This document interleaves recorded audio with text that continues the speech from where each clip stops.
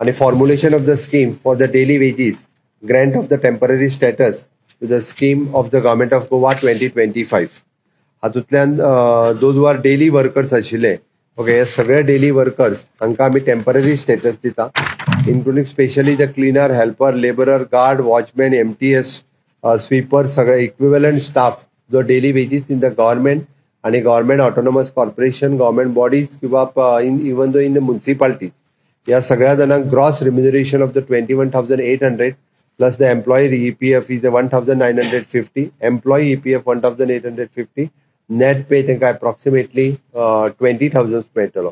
LDC, clerical staff, driver cum electrician, wireman, pump operator, machineries, painter, welder, operators, या सगळ्या जणांक 26,800 gross remuneration, 1,950 employer and employee EPF 1,800.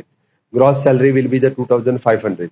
हाजो आमी from the 1st of August तांकां हाजे benefits जो आहा हो सगळो मेळटलो, बट त्याच बरोबर तो नॅशनली मेळटलो. म्हणजे इन शॉर्ट जो 8 वर्सां एम्प्लॉय 7 वर्सां जेका कंप्लीट जाली ताका हे मेळटले, बट जेका 20 वर्सां कंप्लीट जाता ताका ऑलमोस्ट ही डबल सॅलरी मेळटली. म्हणजे ताका ह्या सॅलरीन मेळची ना, ताजी सॅलरी जी आसा it is almost 40,000 rupees cross जातली. It will go up to the 50,000 rupees.